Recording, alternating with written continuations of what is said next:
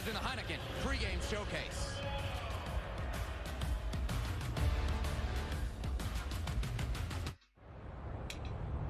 Singing or speaking. Reason or fun. Daring or thoughtful. Sensitive or strong. Progress isn't either or. Progress is everything.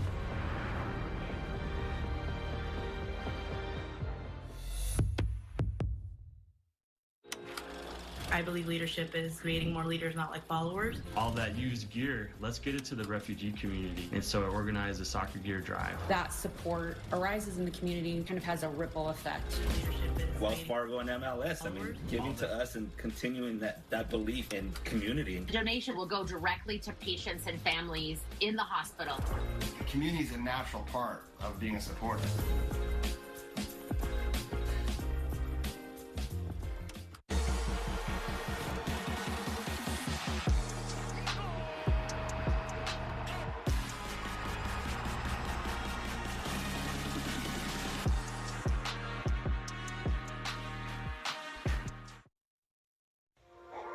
Life is love, laughter, memories, what we gather, and what we leave behind. At Emagon, we help friends and family come together to share stories, laughter, love, and support. Emagon, celebrating life. The Bachelor is coming back to the mansion with everything you love. It looks juicy. Question for you. Has anyone ever taken a rose back before? The new season of The Bachelor premieres January 3rd on ABC. Family, friends, work, school. If things still don't feel quite right to you these days, you're not alone. If you're feeling uncertain, stressed, or just kind of overwhelmed, New York Project Hope can help. Take a look at our website, nyprojecthope.org. There's lots to read and plenty of helpful resources. You can even click to talk with one of our trained crisis counselors. Whatever works for you. It's all confidential and free. nyprojecthope.org. 2-door, 4-door, SUV, pickup truck, motorcycle, big truck, bus. If you've been injured in a motor vehicle accident, call me, William Matar, 444-4444. We sell mattresses for less, a lot less. Welcome back to Portland and our coverage of the 2021 MLS Cup on ABC, presented by Audi. The wind is kicking up, so is the volume here at Providence Park. Let's get it up to the gentlemen who will be calling tonight's match, John Champion and Taylor Twellman. Thank you, Seb. Good afternoon, everyone. The 26th edition of MLS Cup, a 12th different venue. Yet while this showpiece has been staged in stadiums that are unarguably bigger and architecturally more refined, Providence Park is probably the best setting yet for a game that annually decides the champion team. Sporting arenas are about so much more than mere concrete and steel. They're about the people, they're about the history. And this is where Elvis Presley sang, where Billy Graham preached, and where Pelé, arguably the greatest ever, played his final game. History is what resonates around every green-painted corner of this most atmospheric of sporting cathedrals. Taylor Twellman alongside me. This promises to be an MLS Cup that outstrips all that have gone before in terms of noise, of emotion, of raw passion. Especially when you look at this country, every sport here has had their biggest moments in their iconic venues. Game 7s at Fenway and Wrigley Field, championship games at Lambeau Stadium, buzzer beaters at Cameron Indoor Stadium. Now it's Major League Soccer's turn. Major League Soccer is only 26 years old, yet Providence Park is 95 years old. The history, the city, the feeling when you walk into this place, the stage is set for the most iconic MLS Cup ever, and I feel like I'm going to be telling my grandkids this story for a long time. So a third tilted MLS Cup in the space of 7 seasons for the Timbers. And today, against all odds, playmaker Sebastian Blanco's back, just 16 days after leaving the field in tears because of injury in the conference semi-final in Colorado. New York City also welcoming back a key man, Golden Boot Tati Castellanos returns from suspension to lead the line. He is a true difference maker. And the coach, Ronnie Dyler, appears to have tapered his team perfectly to be at their very best when it matters most. 8 games unbeaten. Their goal drought now in the rearview mirror. A side less glamorous but more effective than previous lineups to wear the Bronx blue. 2,500 New York City FC supporters have travelled the width of the country, some from further afield. One gentleman in their midst crowd-funded his own trip from Portsmouth, England, to be here. His fellow NYCFC fans paid for his flight. And the biggest day in the career so far of Armando Villarreal, the 35-year-old referee from San Antonio, Texas, his 10th postseason game. Curiously, 5 of them have involved Portland, and the man in charge of the screens is the experienced Chris Penso. Well, even when they were inconsistent, managers right across the league have said to us that New York City were dangerous opponents that they wouldn't want to meet in the playoffs. Atlanta, New England and Philadelphia have discovered the accuracy of that sentiment. Can the Timbers be the ones to apply the brakes? A career highlight for one of the most experienced goalkeepers in Major League Soccer. In his 12th season, Sean Johnson. If it is to be New York City's day, he will have the honour of lifting the trophy. And Steve Clark, who on his previous MLS Cup appearance got off to a nightmare start, caught in possession playing for Columbus against Portland by Diego Valeri and conceding a goal in a competition record 27 seconds. The weather inhospitable, the skies overhead slate grey and forbidding. Perfect football weather.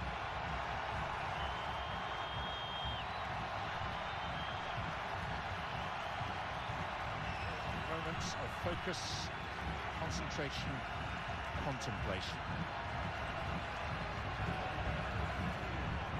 The wind gusting around about 22 miles an hour, the temperature 47 degrees. Portland with their sights set on a second MLS Cup. NYCFC seeking to become the 14th different winners of this, the ultimate prize in American soccer. It's a game that's been long in the anticipation, ever since results fell this way last weekend. NYCFC first to threaten with Maxi Morales on what may prove to be a slightly tricky day for goalkeepers. Wonderful to be woken up in our hotels in the early hours of this morning by the sound of chanting supporters marching down the streets of Portland downtown. And what's going to be very interesting is during the warm-ups, the wind had died down, and yet at opening kickoff, especially with Portland playing into the wind, there's some severe gusts here of over 40 miles an hour, so it's going to be very interesting to see shots from distance from New York City, but more importantly, from Portland trying to play out of the back. Scored by Tor Aronson, who's one of 2 changes for NYCFC today. The Icelander slotting in at left back in place of Melde Amundsen. And of course, Tati Castellanos returning up top. Free of suspension, he replaces Hebert. And whilst it's a big plus that Blanco is back for Portland, it's a blow that Christian Paredes is confined to the bench by a calf problem that only became evident in training 2 days ago. And Christian Paredes gave about 20 minutes in warm-up to see if he could go. Obviously, Fashive comes into this one. He's going to sit in, make life a little difficult for Maxi Morales to try to play through the middle. That ultimately is going to force Diego Chara to play a little bit more forward at times. But we've seen it throughout his entire career. Very good technically and capable of putting in a good pass into the feet of Felipe Mora. There is an experience gap between the sides. It's a first taste of MLS Cup for every NYCFC player. But for Dyron Asprilla and 4 of his colleagues, they have sampled this elevated occasion previously.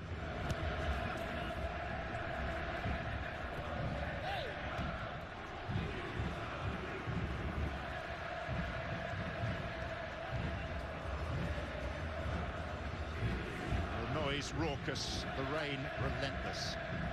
It's Blanco. Sneaking in Mabiala. Fredo Morales. Alexander Callens. Goody Tor Aronson. John, I think you see Tor Aronson in the lineup today because Ronnie Dyla and New York City believe they're going to have more possession. But I think Tor Aronson's a little bit more comfortable. We've seen at times he's a little bit more of a wingback than he is a fullback, so he may be a little aggressive, pushing the tempo down the left side of New York City and allow Maxi Morales to then drop deep, play the seams, and Rodriguez to play a little bit more as a second forward off of Castellanos up front. First interception of many by Diego Chara. Who then turns plaintively to the referee. And it is a free kick. Now, early goals, first goals, very important, particularly from a Portland perspective here at Providence Park. Subject to my comment, Tyre Analyst Corner, where Giovanni Savarese took this job in 2018. He wanted to make Providence Park a huge X factor. In the 4 years here at home, they have scored the first goal 38 times. They've won 33 of them. Blanco. Fredo Morales, Blanco's back for more. All of that is saying I think the first goal is going to be the deciding factor today because the Portland Timbers do not love to chase games. And when they do get that first goal, they are extremely comfortable in sitting in and bunkering and countering. One of the other factors today, we got that glimpse just then of Gio Savarese sitting right behind him, Diego Valeri, who may well be making his farewell after so many gilded seasons here. The expectation that he will have a part to play in the second half. Promising to be a very emotional moment when he comes onto the field. 309 career appearances for the Timbers. 100 goals and more than 100 assists. For Shiva, looking for Mora. Cross goes Chanot.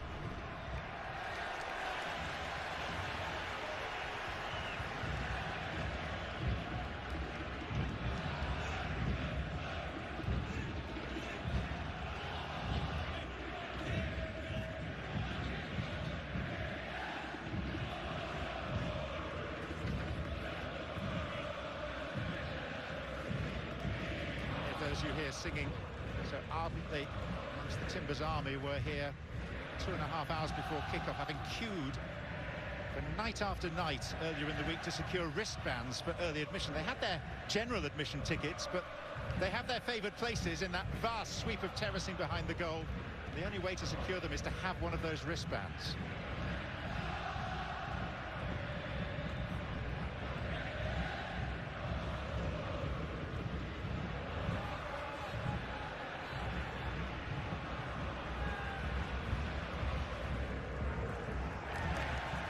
NYCFC very much made to feel like strangers in a foreign land today. Yeah, but not the first time in the playoffs. They went and beat New England Revolution, the best regular season in MLS history, then went to a hostile environment in Philadelphia and won. And so there is a belief within the group of New York City that they've been there and done this. This is a completely different kettle of fish.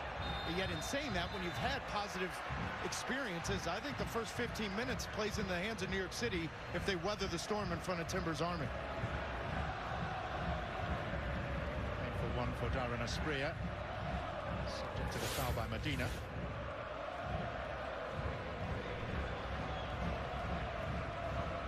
And Castellanos and Blanco garner the headlines of returning, but so does Darren Asprilla, who's coming off a career year.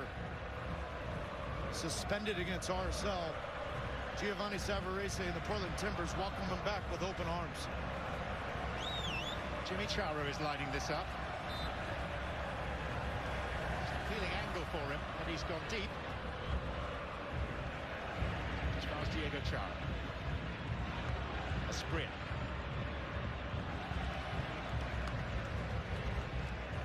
There by Tavon Gray, the 19-year-old who's the second youngest player ever to start MLS Cup. Nathan Morris of Columbus set that record last year.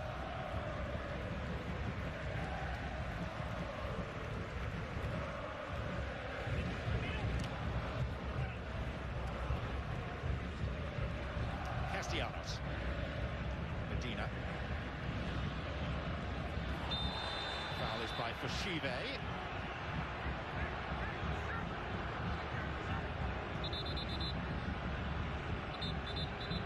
Referee wants a word here.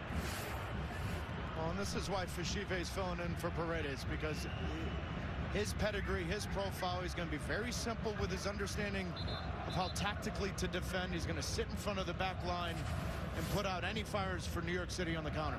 Quick word from Mark Clattenburg, who refereed an FA Cup final, Champions League final, European Championship final, all in the same year.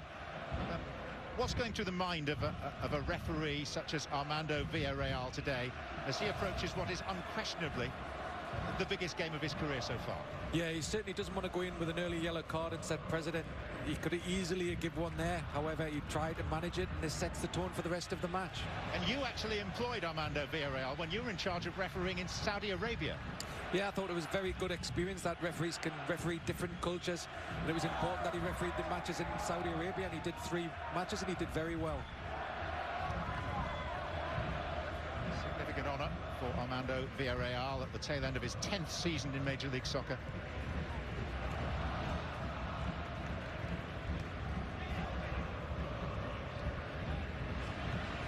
Sands. It's every bit as frantic as you would anticipate at the start of MLS Cup. Morales. And he was the first man to feed Castellanos today.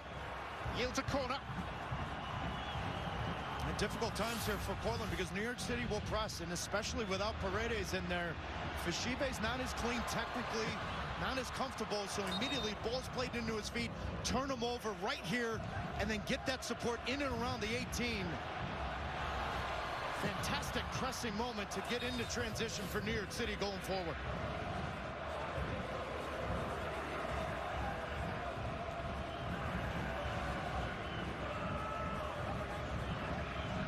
Corner will be taken by Maxi Morales. Driven rather than floated, and met by Diego Chara. Yeah, but see, this is difficult to defend because when you look at those 3 flags in the corner of this field, that is how many teams come in here, look at the flags and judge the wind. If Maxi Morales delivers a dangerous ball, this is difficult for Steve Clark to handle. To Aronson.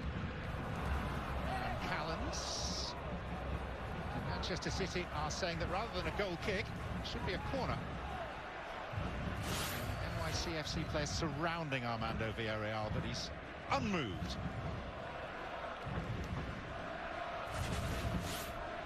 Goodness to Aronson, who you're explaining the reasons for him coming in.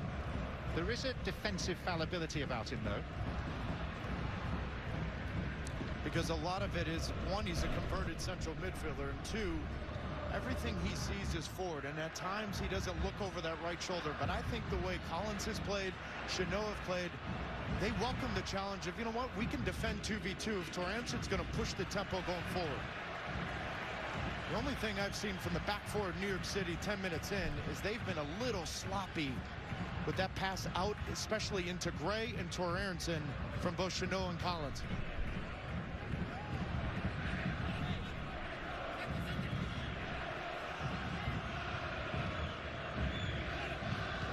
Rodriguez. Medina. Castellanos leaves it for Maxi Morales. Nice shape about this attack from NYCFC. Tavon Gray. Maxi Morales appeals, and the referee on the spot, but doesn't point to the spot, and gives a goal kick. Well, how about this combination right through the middle? Interchanging runs, great rotations. And the key when you play the Portland Timbers is switching the point of attack as quickly as possible. Tavon Gray with a good 1v1 opportunity. Claudio Bravo lucky he doesn't bring him down.